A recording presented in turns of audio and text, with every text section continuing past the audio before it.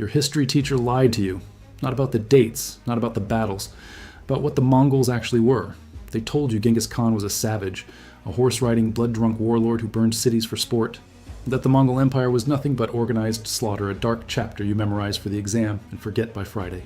They told you this was history's most senseless violence, a cautionary tale, a closed book. They lied. The Mongols were not barbarians. They were the most ruthless, most efficient, most coldly rational supply chain operators the world has ever seen. Genghis Khan didn't build an empire. He built a logistics network, a machine. And the cities he burned? Those weren't conquest. Those were optimizations. Sit with that for a moment. Now let's go back, way back. Before the Federal Reserve, before the IMF, before central banks and fiat currency and quantitative easing, back to a time when wealth didn't move through wires, it moved through roads, specifically through one road, the Silk Road. For thousands of years, the Silk Road was the internet of the ancient world. Silk from China, spices from India, glass from Rome, gold from everywhere, traders, merchants, camel caravans moving goods across 4,000 miles of desert, mountain, and open steppe. Every civilization that sat along this road became rich. Every power that controlled even a section of it became dominant.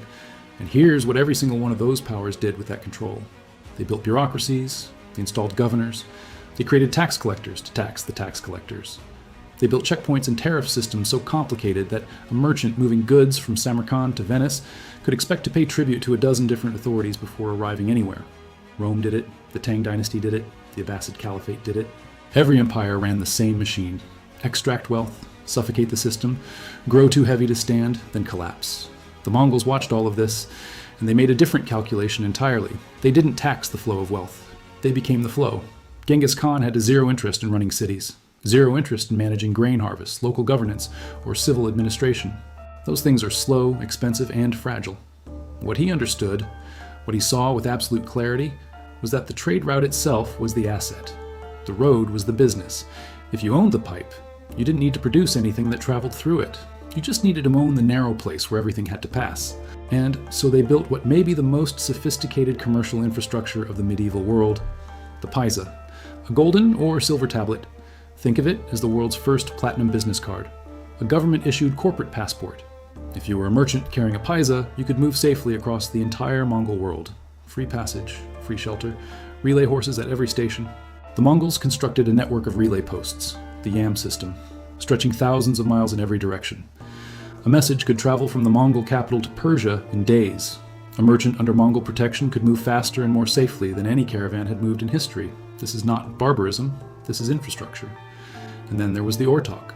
The Mongols didn't just protect merchants, they funded them. Mongol nobles provided startup capital to merchant partners in exchange for profit-sharing arrangements.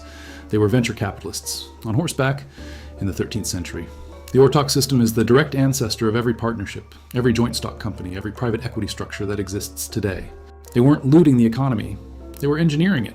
They didn't steal from the system, they structured the system around themselves. But here is where the logic turns dark. Here is where the financial math becomes something that should make your skin crawl. Not every city cooperated. Some rulers decided their local tariff system was worth defending. Some cities refused to open their gates. In these cities, these nodes in the supply chain that created friction, that slowed the movement of goods, that added cost and delay without adding value, these cities were removed. Not punished, not occupied. Removed. Nishapur, Merv, Urgench, cities of hundreds of thousands of people. Centers of Islamic scholarship, of Persian poetry, of global commerce. Gone. Leveled. In some cases, the Mongols diverted rivers over the ruins so that nothing could ever be rebuilt. Not because they were angry, because these cities were bottlenecks. A bottleneck slows the network. You remove the bottleneck, and the network accelerates. This was not a war crime in their accounting. It was a supply chain optimization.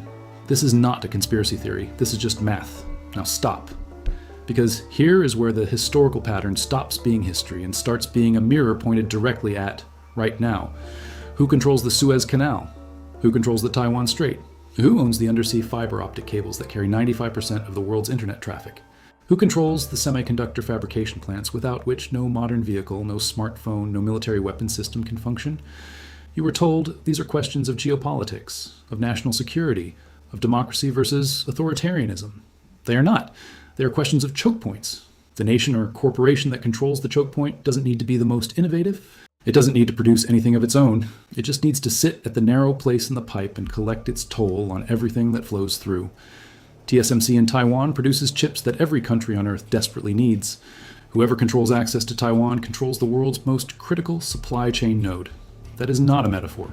That is the entire reason the South China Sea has more warships than fishing boats. The Mongols used swords and fire. Modern empires use sanctions, export controls, infrastructure ownership, and payment network access. The logic is letter for letter identical. They didn't take your money through taxes. They took it by owning the road your money was forced to travel on. History doesn't repeat, but it rhymes every single time. So what do? What does the individual, the merchant, not the empire, do when every pipe, every choke point, every critical node in the global system is owned by someone who is not you and does not answer to you? First, you stop pretending the system is neutral. It was never designed to be fair. The global supply chain is not a gift to humanity. It is an extraction mechanism. The more completely dependent you are on it, the more exposed you are to whoever controls it. That dependence is not accidental. It was engineered. Second, you build redundancy.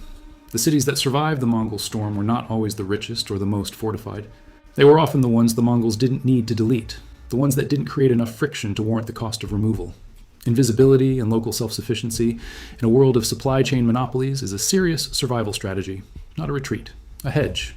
Third, you hold assets that exist outside the network, land, skills that cannot be delisted or deplatformed, local relationships, real, human, direct relationships, that function even when the global system seizes up.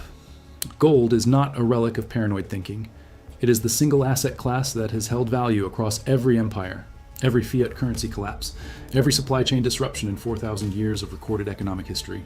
There's a reason central banks keep buying it while telling you not to bother. The Mongols understood something most people in 2024 still have not absorbed. Wealth does not belong to whoever produces it. Wealth belongs to whoever controls the path it travels on. They built that path with fear and fire. Today it is built with server farms, shipping container monopolies, payment processors, and fiber optic cables laid across ocean floors. Different tools, same mathematics, same power structure, same transfer of wealth from the people doing the producing to the people owning the pipe. The system wasn't broken. It is working exactly as designed. So here's the question I want you to carry with you after this video ends. If the Mongols built their empire by seizing the Silk Road, the great choke point of the medieval world, who are the digital Mongols sitting at the choke points right now? Which companies? Which governments? Which invisible systems are collecting their toll on every transaction you make, every message you send, every product you order, and every piece of data you generate? I am not going to hand you a list of names, because the answer is different depending on what you're looking at and where you're standing, and because the most dangerous thing I could do is make this feel like a simple story with simple villains.